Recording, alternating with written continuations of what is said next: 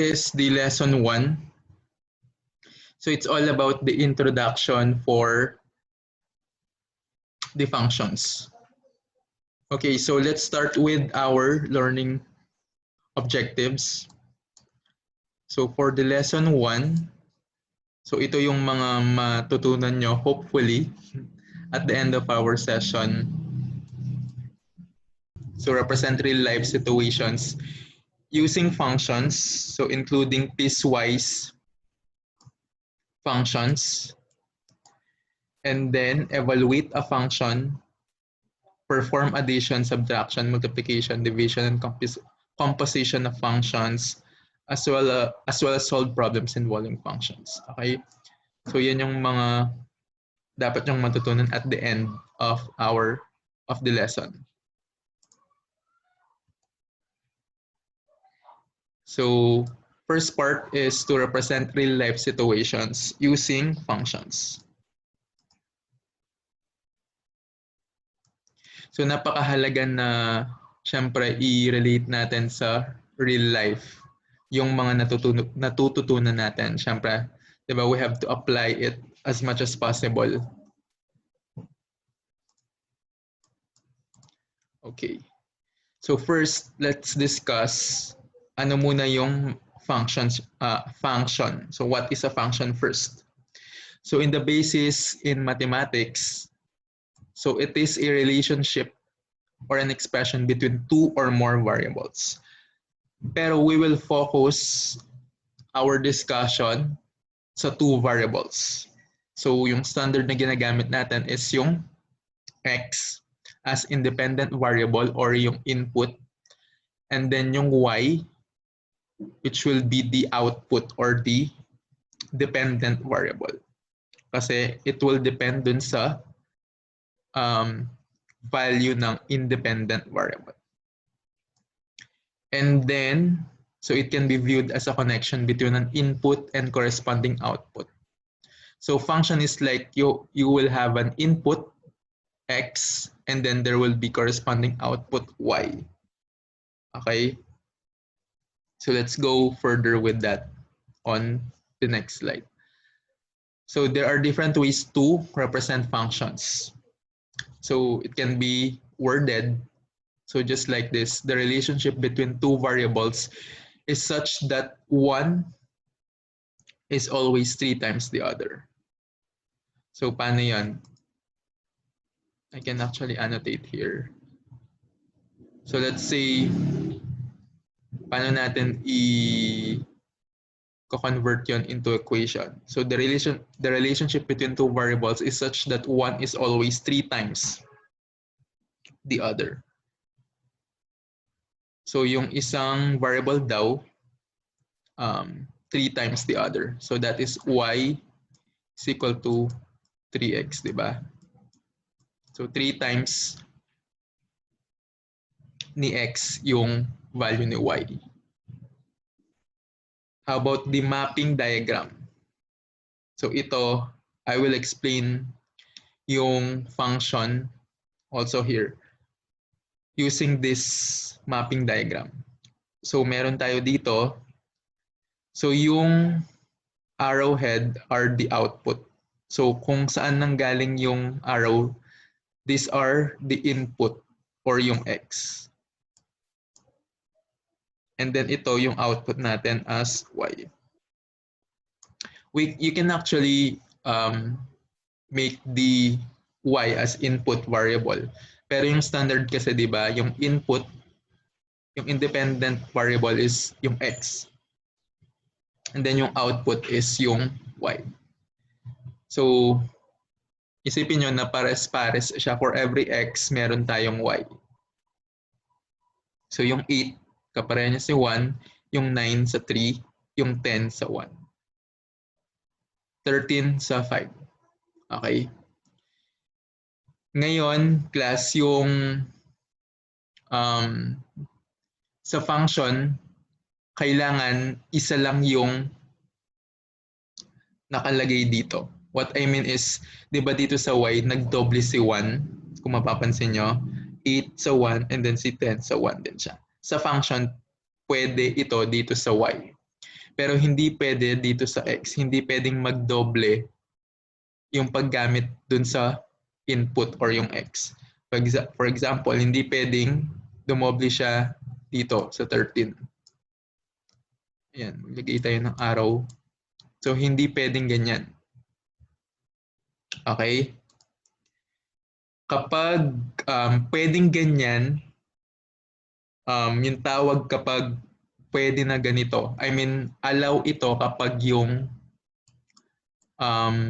relationship natin is tawag relation. Yung function class is a type, is a special type of relation wherein hindi siya pwedeng magdoble sa input. Pwedeng magdoble sa output pero hindi pwedeng magdoble sa input. Yung relation pwedeng magdoble sa input. Yung relation actually, there are no rules, so pwedeng magdoble kahit saan. Okay? And then just like ito, yung sa table, 1, 3, 2, 6, 3, 4, 3, 9, 4, 12. So hindi pwedeng uulit si 1 tapos may 1 ulit dito. Hindi pwede sa function yon. Okay? And then another, kapag set of ordered number number pairs, just like this, ito yung format na yon. So meron siyang x and y coordinate 1, 3, 2, 6, 3, 9, 4, 12. Again, hindi pwedeng magdoble na meron, let's say, 1, 4 dyan. Hindi pwedeng magdoble. Pero pwedeng umulit yung y for the function. Okay?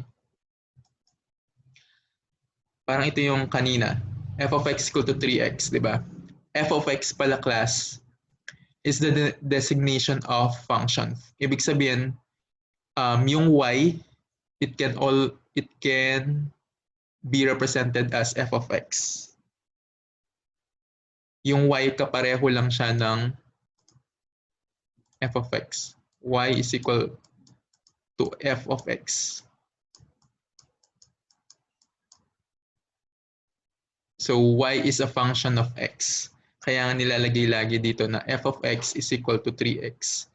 Kasi yung input mo, yung nasa loob ng parenthesis is the independent variable.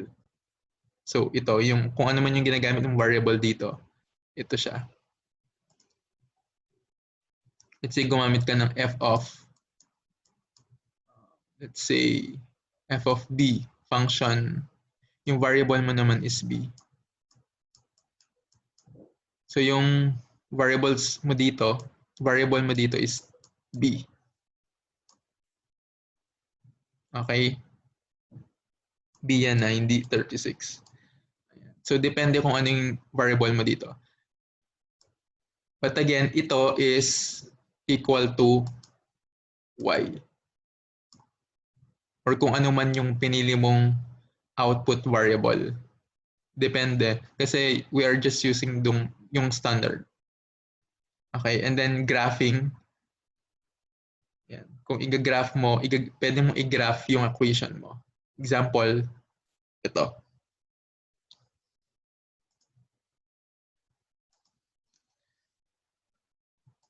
Okay, next.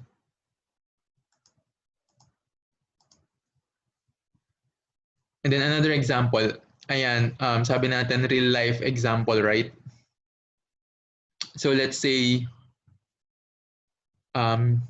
you need to save money for something you want to buy. Let's say, pero ngayon wala kayong, may allowance ba kayo? Nasa bahay lang, di ba? So, ngayon, wala kayong allowance, no? Tama ba? So, if, let's say, dun sa setup natin, wait lang, I'll just stop first my video. Total, nagdi-discuss lang naman ako. Okay. So let's say may allowance pa rin kayo per day. let's say nakakapag-save ka ng 5 pesos. Per day, meron kang natatabing 5 pesos sa allowance mo. Ito yung dating setup na nasa school pa kayo. So, how many days daw would you need to save 100 pesos?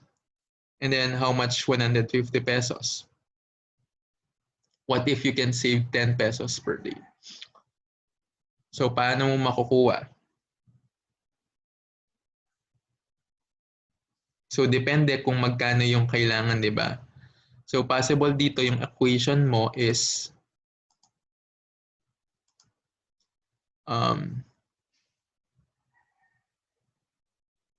hold on. Mag-admit lang ako. So, dito, how many days? So, days. Letter D.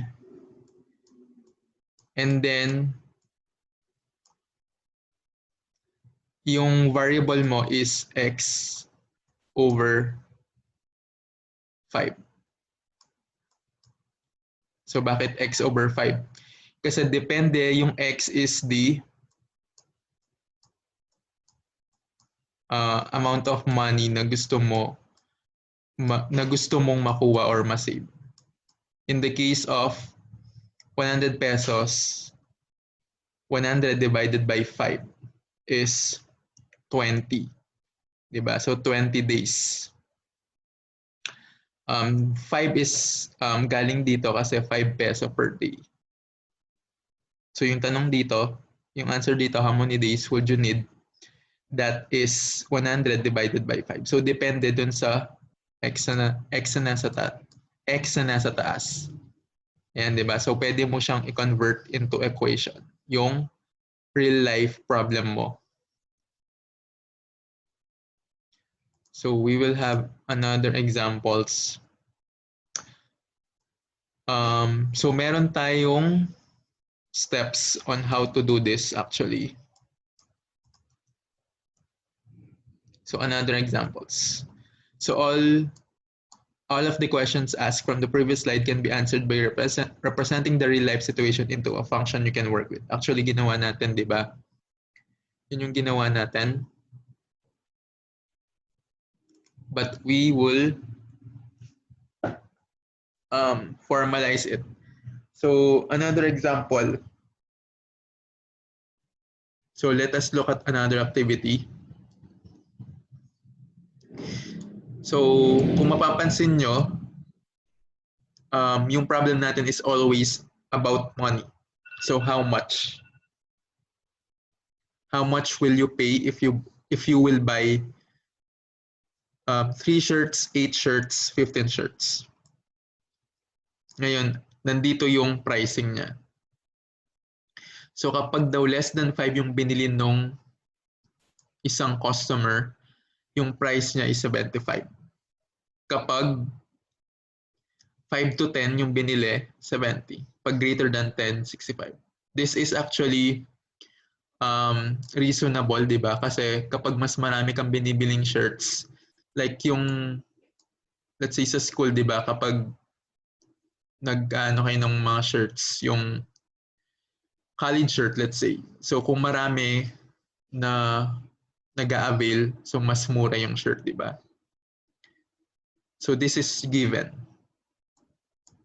So we will answer that later. So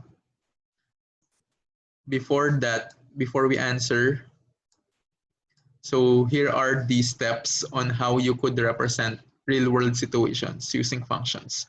So first, choose a real-life activity that you would want to represent. Usually, it is more of in the business side. What I mean is, in relation siya sa money. So identify which variable depends on another. So yung nagdidepende usually yung, syempre yung dependent variable. Usually, ito yung y actually. Yung output natin. Ito yung kinocompute. Usually, ito yung money. Yung cost. Okay? And then yung independent naman, ito yung in-input natin. usually ito yung x. Di ba, yung input. And then yung dependent, yun yung f of x or yung y, yung output natin. And then they represent the relationship between or among the variables in a mathematical equation. So kung nag-stop ako kasi may mga kiniklik ako, represent the relationship between or among the variables in a mathematical equation. So it is good to remember that for a function, exactly one value of the dependent variable y should be associated to a value of the independent variable. Ito yung sinasabi natin na basta tandaan nyo lang na for every input, kailangan merong isang output lang. Ito yung sinasabi ko kanina na hindi pwedeng magdoble yung input kapag function. Okay? So balikan natin yung kaninang problem. Okay, so let's determine alin yung independent and yung dependent. Okay, so independent variable class is represent natin as x. Ito siya. As this is commonly used to present a variable in mathematics. Independent would be the number of pieces of shirts that you will buy. Kung ilan. So ito yung independent variable, yung input natin, kung ilan bang shirts. And then the total price, ito yung dependent. Magdidepende kung ilan number ng shirts yung bibilin. So let us represent this as y, okay? Or simply as f of x. So sabi ko nga kanina yung y is also a function of x. Okay. So next. So ngayon, paano siya i-convert into equation? Ito siya. This is what we call piecewise function class. So it's like meron siyang tatlong functions per piece. Tatlong pieces, kaya piecewise. Well, hindi naman laging tatlong pieces. So pwedeng dalawa. So piecewise kasi pwedeng every line meron function. So 75x, bakit 75x? So galing yan dito. So 75 kung magkano yung price per shirt, diba? I-multiply mo lang kung ilan. Ngayon 75 siya kapag less than 5 yung bibilin, diba? So 75 multiplied by x. If x is less than 5. Kapag naman between 5 to 10, 70 pesos siya, kaya 70x. So between 5 to 10. So meron siyang less than or equal. Ibig sabihin kasama yung 5 tsaka 10. Okay? And then kapag 65 naman, ito yung greater than 10. So ito na yung pinaka sagad na price. Kapag more than 10, 65. Pero usually, kapag sobrang daming binibili, di ba? Usually may discount pa rin yan. So ito yung representation natin, mathematical representation ng function. Bali, ito yung sagot. And then another example. So kapag bibili ng rug yung mama mo, so kailangan daw mag-fit siya sa floor, let's say sa room mo. So let's say gusto malaman ng mama mo kung magkano yung bibilin niya, kung magkano yung rug na bibilin niya. So pwede dito, depende sa length ng rug or width niya or yung total area.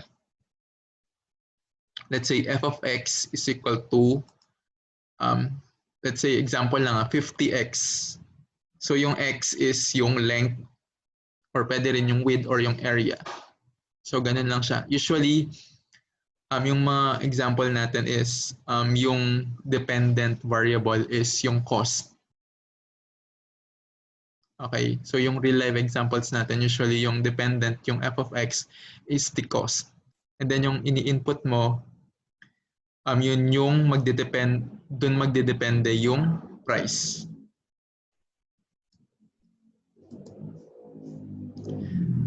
Okay, ito parking garage fee.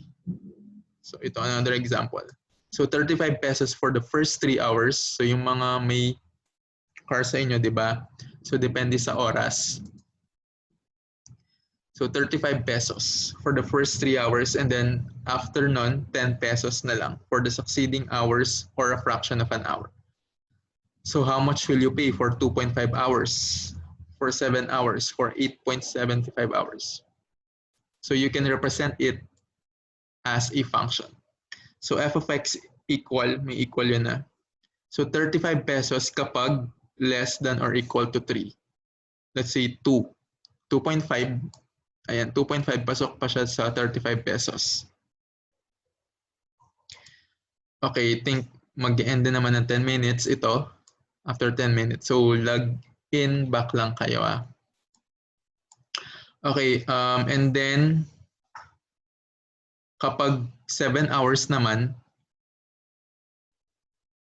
so greater than 3, so more than 3 na siya. And then meron tayong succeeding na, kapag after 3 hours, 10 pesos na lang siya. So the equation would be 35 plus 10 quantity x minus 3 dahil ima-minus mo yung sobra dun sa 3 hours, di ba? So in this case, 7. So 7 minus 3 is 4. So 10 times 4 is 40 plus 35. That is 75. So 75 pesos. Ba? So 7, 4. Ayan. So 40. So 75 pesos yung total na babayaran kapag greater than 3. And then you can answer yung 8.75.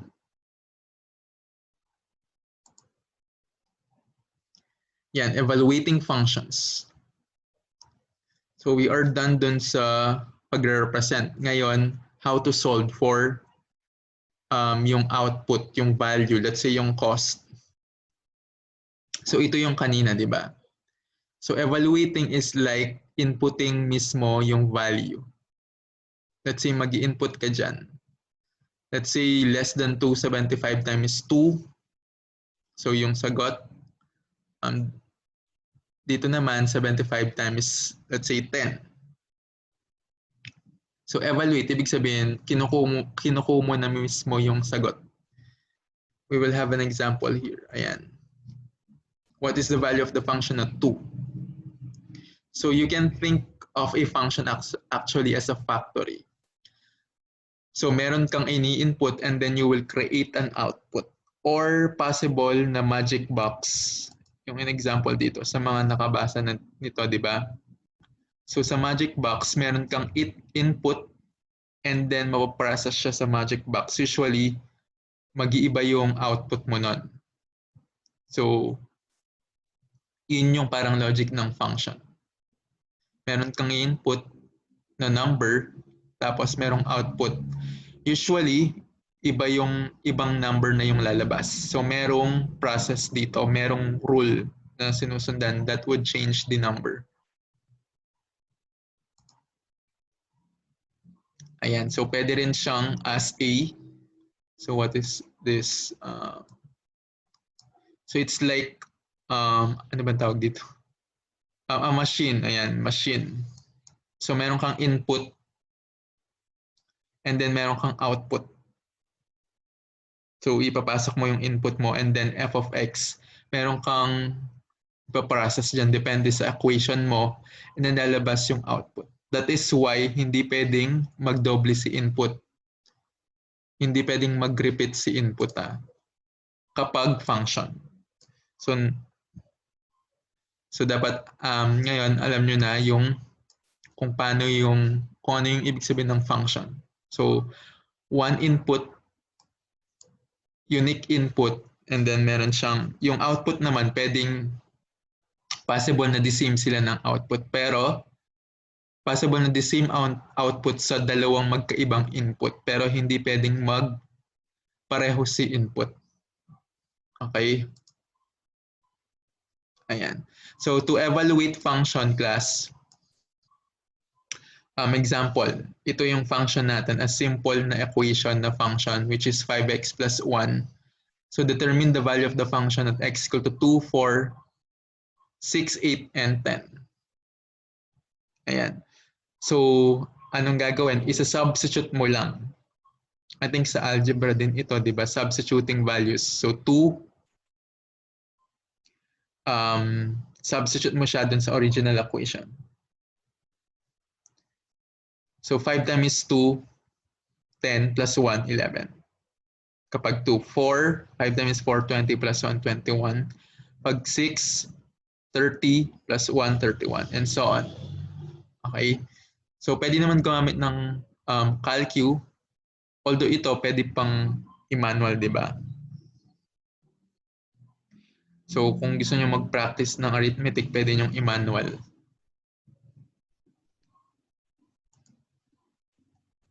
Ayan, performing addition, subtraction, multiplication, division, and composition of function.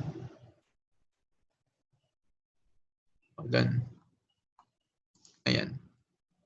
So ito naman class, ito yung operation of the function. Ngayon, for every function, pwede mo silang ipag-add. So ito yung symbol niya, f plus g. So another function. So in this case, g yung another function. So yung adding or the sum of two functions is represented by this. So f of x plus g of x. Okay?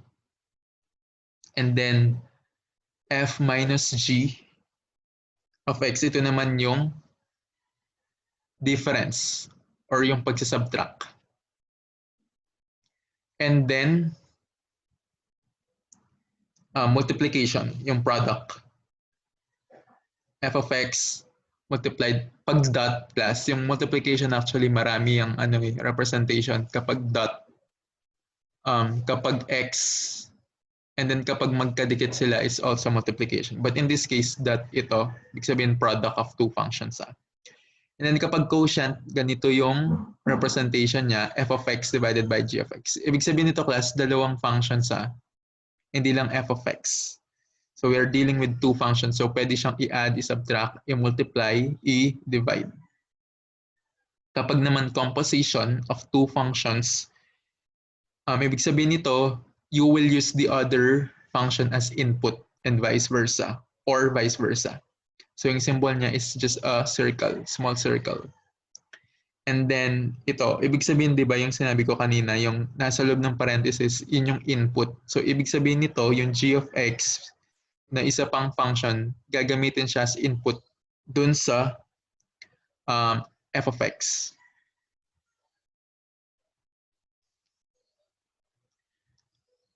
So ito, example, kapag dun sa operations ng mga functions, sum, difference, product, quotient, and composition. Okay. So kapag i-add, so yung f of x natin by the way is 5x minus 20, yung isa pang function natin is 5x. So ipag-add, so using algebra, 5x minus 20, so ito yung symbol ng summa, plus 5x is equal to 5x plus 5x. So pinagsama niya yung like terms and then minus 20. So 5x plus 5x is 10x. So minus 20. And then difference, ito medyo critical yung difference kasi dito naman, although dito hindi mag-iiba, dito nag-iiba yung sign 'di ba kapag may minus. So minus 5x. 5x minus 5x. So ma-cancel siya, negative 20 yung sagot. Be careful lang sa paglalagay ng negative. Kung negative 5x yan, mapapalitan ng magiging positive to, di ba? Kasi negative multiplied by negative. Okay, next. And then yung product, 5x minus, and then product again, 5x minus 20. multiplied by 5x. So, mangyayari dito, i-distribute yung 5x. So, 5x multiplied by 5x is 25x squared minus 100x. Okay, so x multiplied by x is x squared. 5x minus 20 is negative 100x. So, using algebra. Okay, and then quotient, i-divide siya 5x minus 20 over 5x.